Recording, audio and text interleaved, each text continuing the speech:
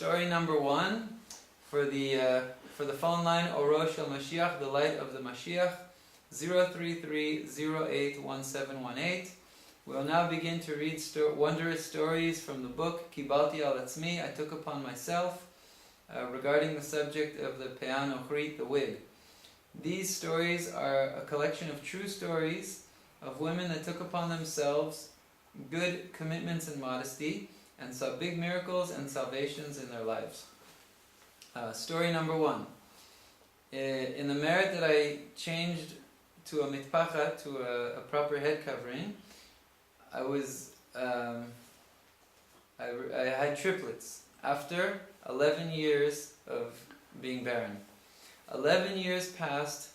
This woman writes that 11 years passed since her wedding day, and she still had not yet become pregnant.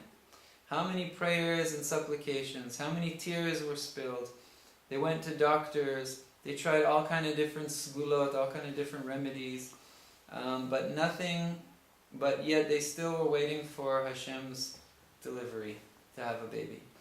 One clear day, this woman walked out on the street, and in front of her eyes she saw a poster on the wall talking about the head covering. And it was describing how the situation has become so bad that even religious women are covering their heads with a wig.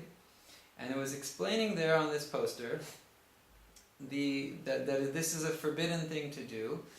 And the wigs of our days, it's clearly not fulfilling the commandment of covering one's hair. So a spirit of holiness aroused inside of her, and she understood that, you know what, it's time for me to do what's proper and to cover my hair the way it's really supposed to be covered.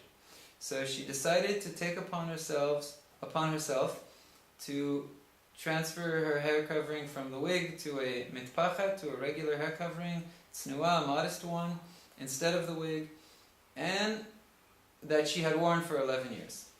So she then told this over to her sister, and she said, maybe in the merit of this, I will be able to have children.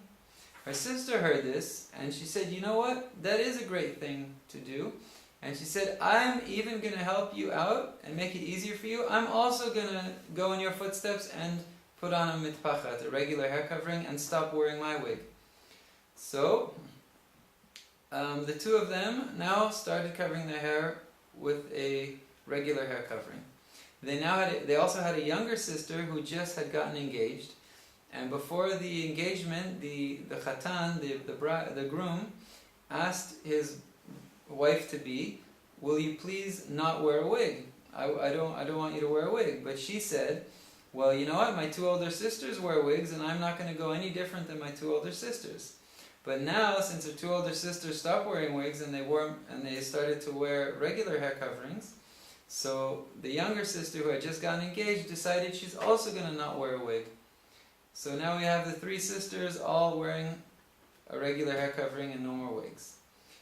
Okay, not 1 year passed and this woman became pregnant with triplets.